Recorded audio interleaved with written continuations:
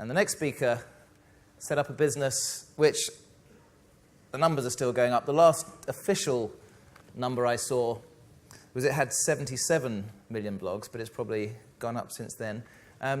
Please welcome the founder and CEO of Tumblr, with our own Tom Cheshire, David Karp. Great.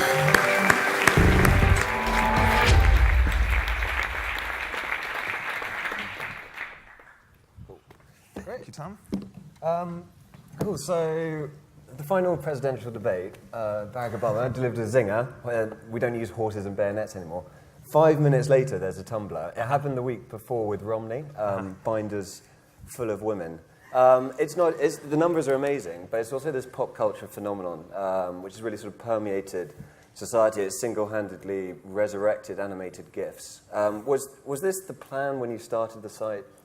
It definitely wasn't the plan. I mean, it's certainly something that we cherish about Tumblr today, this idea that some of the most compelling, some of just the most fun new media that's being created is actually being made on Tumblr. That's the thing that really gets us out of bed early in the morning. Cool. So how did it begin? What were you thinking when you started?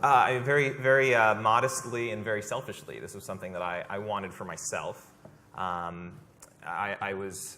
This was maybe 2004, 2005, when the blogosphere had just started to take shape. There were a few of these kind of prolific writers or kind of pundits in the tech industry, people like Jason Fried and John Gruber, who I just admired tremendously. And I'm a kid wanting to break into this industry and wanted to have that same sort of prolific voice. I wanted an identity out there that I was proud of. And I tried all the platforms. I tried the big publishing platforms on one end, WordPress and Blogger and all of those things. The issue there was just, I'm not really a writer. I don't enjoy sitting down at the end of the day to hammer out a long editorial post like you do. I tried all of the specialized platforms, YouTube and Flickr and Delicious and Twitter, all the things that were out at the time. And ultimately, I just found they were too limited in what I really wanted to do, which was share everything. I wanted to share the song I had stuck in my head, the funny video I had just watched, a screenshot of something I was working on, a bunch of photos from a trip I was just on. And all those specialized tools broke down in that they were limited. So when I had a haiku I wanted to post, I couldn't do it on Flickr. So Tumblr was this attempt to create something that fused those two ideas together, something where sharing a photo was as easy as uploading a photo to Flickr, sharing a video was as easy as uploading a video to YouTube or embedding that YouTube video. You could write a long article if you wanted to, or you could write something that looked like a tweet, and you didn't have to come up with a title to go along with it.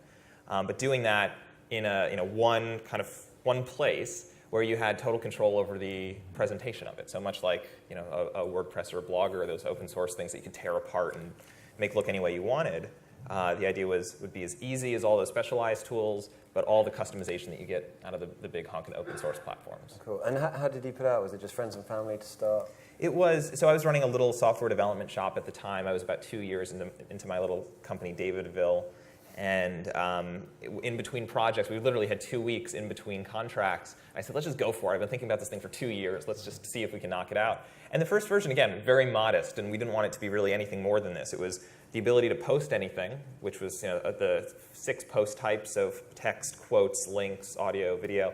The post types, and something that was really pretty novel at the time, which was we actually, on a hosted platform, so it wasn't open source, it was you signed up, it took 10 seconds to sign up, and we actually exposed the code to you so you could rip it apart and customize it any way you wanted. So those were the 2 main things we launched with. And the little subheader, the slogan was post anything, customize everything.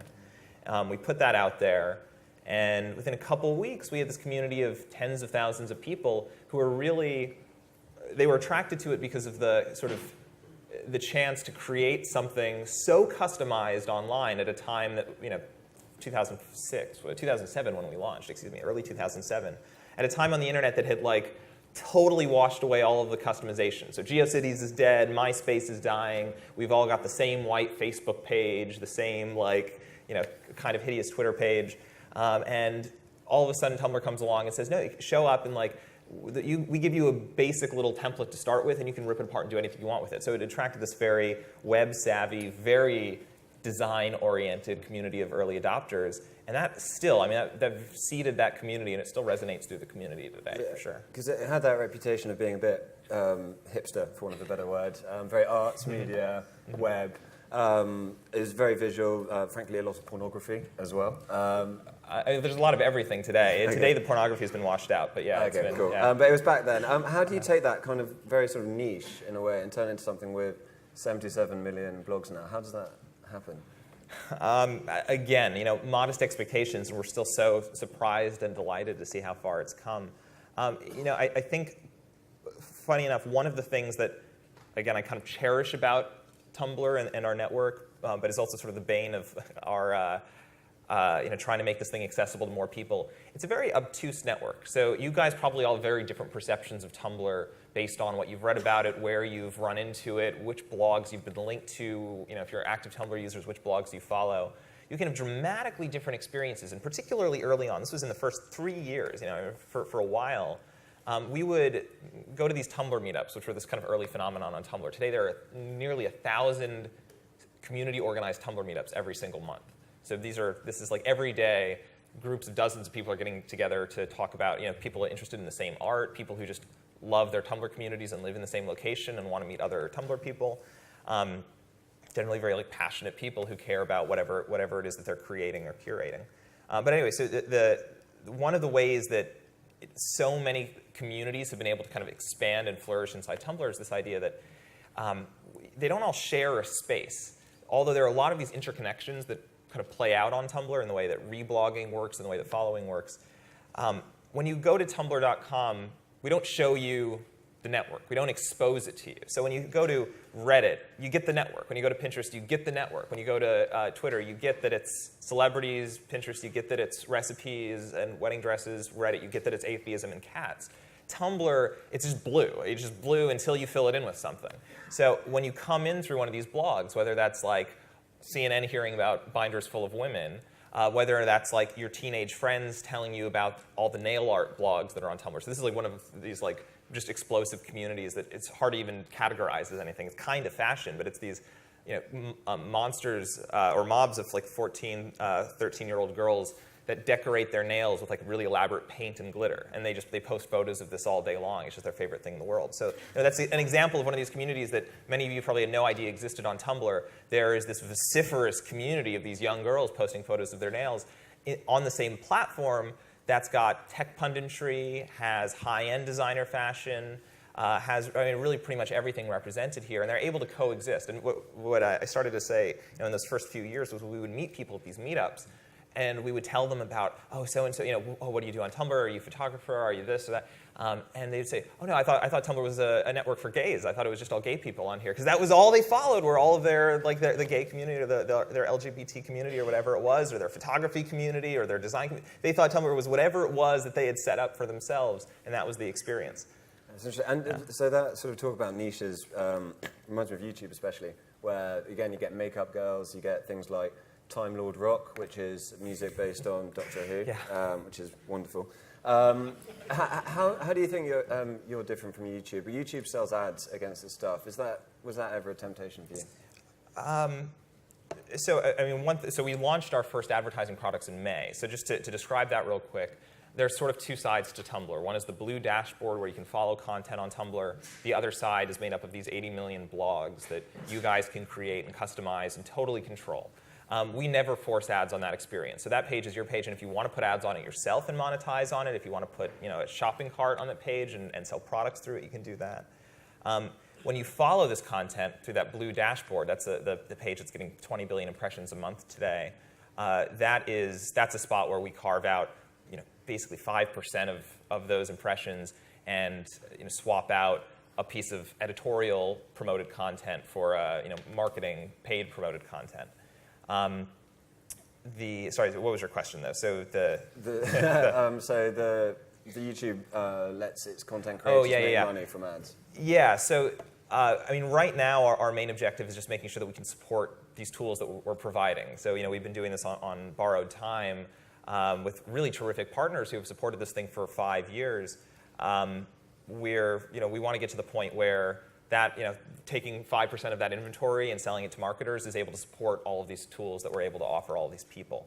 Another thing that I so appreciate about this community is that where, a lot of people have bought into Google's notion of kind of creative success, that if you can drive hits, we'll send you a check. And they did the same thing to blogging 10 years ago, and I hated it then too, this notion that you just blog, just get hits, throw AdSense on there, and you'll get a check for a few $100 every month. That's what pro-blogging became. And we supported it on Tumblr, but it was nothing that we ever wanted to encourage. And the same thing is happening for video now, and that's affecting filmmakers and comedians and makeup artists and all the people that are able to use that as their primary, or use video as their primary medium.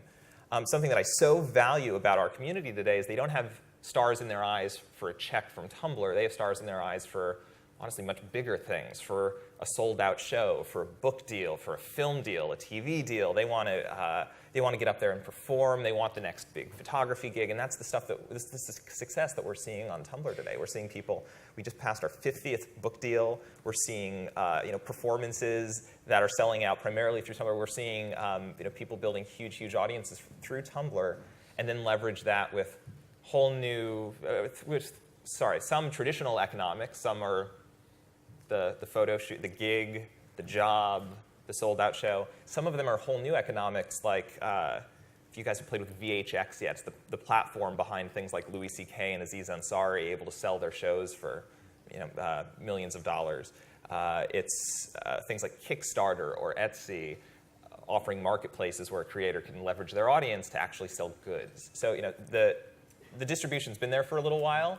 YouTube introduced this idea of a viral star. Tumblr took that, I think, a little bit further, making that available to not just people that work on video, but people that work in writing or imagery or other creative mediums.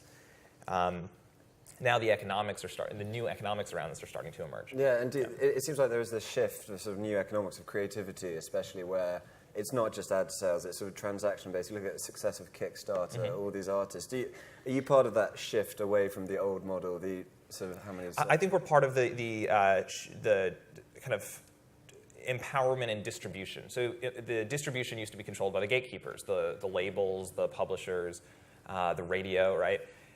Today, you can build frankly, a much bigger audience through Tumblr or YouTube. That's a pretty remarkable thing. So the distribution now is kind of being unlocked by platforms like ours. I think there's the economics of that hadn't quite caught up yet. I think now we're seeing the very beginning of that in, again, VHX, Kickstarter, Etsy. I think now those new marketplaces are going to show whole new economics where you're going to have the next Justin Bieber. They're not going to have to they're not graduating out of YouTube into the legacy label system for money. They're gonna for profit. They're gonna graduate into whatever the new democratized open platform is that works for whatever their medium is. And does Tumblr insert itself in between that to get a cut of the revenue?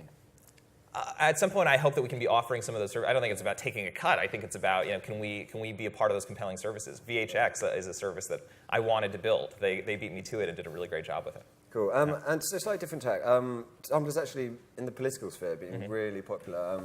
The 99% as a meme originated on Tumblr. Barack Obama is really keen on it. Yesterday, you were in 10 Downing Street. Can you tell us what you talked about? Yeah, we were meeting with Rowan, whose title is going to escape me at the moment, but my understanding is he's the PM's kind of main digital guy today, who's kind of the initiated Tech City and a lot of these kind of campaigns that are going on right now. So, I mean, a lot of things. Just kind of talking about the vibe and culture in the New York tech scene right now, how that compares to the UK and London tech scene right now, and just a lot of the US policy stuff that's been affecting us, and seems to be a lot of the same issues that you guys are dealing with out here. Immigration is a really big one. The fact that Berlin is beating us for a lot of talent today because they can import people from anywhere in the world. So, very, very. I don't know. At this size now that we're starting to operate, it's remarkable the number of things that there are to think about and deal with. Yeah, and how do you think New York and London are different? New York's like really up and coming, Silicon Alley. Do they share a sensibility compared to Silicon Valley? Do you think? I confess I haven't spent enough time here to really say. I definitely see the same intense spirit in the eyes of everybody, every kind of founder or techie person I meet out here. In New York, we were the underdogs, and still really are the underdogs, and we've just started to break through. And the great thing is we're in that moment of just starting to prove ourselves, but still having the kind of modesty and chip on our shoulder that makes us really want to fight even harder. And it's been great. There's been just amazing energy in New York right now.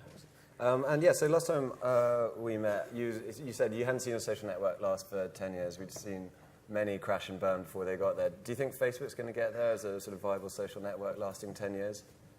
Yeah. So my point was just that like we haven't really seen anything on the internet last more than 10 years. AOL had 10 years, MySpace had 10 years, GeoCities had well less than that. Facebook is now approaching 8 or 9. Yeah. So the question is, can any of these things last that long, or do you have to accept that these things will break down and kind of kind of constantly iterate? My favorite example of that is always Apple products, right? Apple products rarely really last more than 10 to 15 years, but they're constantly coming out with a new generation of thing. The iPad, which didn't exist 5 years ago. The iPod, which didn't exist 7 years ago, back when they were still Mac Pro, iMac, et cetera, and they kind of keep introducing new products that have a half-life. So I don't know. That's a good one. On the internet, I mean, I think it's still to be seen, but I mean, look, you can see the beginnings of it. You can see how much Instagram is and was and probably still is poised to disrupt Facebook in a pretty major way. The probably biggest changing factor is given that the hardware is just being, I'm looking for a metaphor for it, but I mean, it's changing underneath the work that, I think a lot of people in this room, people focused on software, the hardware underneath all of this stuff is just changing so quickly that, yeah, I mean, the floor is just falling out from underneath us all the time and causing us to constantly reevaluate what we're doing and totally change what we're doing. By the way, big example of that is Tumblr was built around pages on the internet, this idea that you could create a page on the internet that really represented you.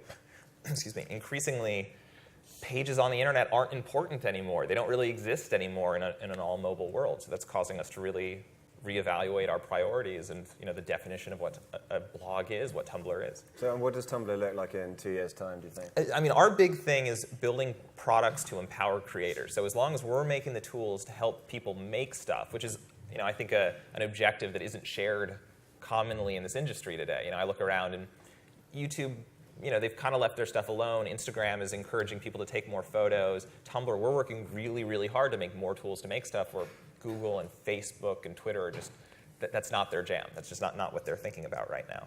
So as long as we're helping the talented people that make all the media that we love, and that might be the writing about the tech industry, that might be nail art, that might be jokes about women in binders, whatever it is, all of these clever people that come up with this stuff that makes life fun, as long as we're giving them a canvas to paint on and new colors to paint with, keeping them constantly inspired and empowered to actually make the stuff. I don't know what the end output is going to look like, but I'm sure whatever it is, we're not going to expect what those creators do with it. It's always been the case. Cool. And last question. So you've modeled for Uniqlo, J. Crew. J. Crew recently. Yeah.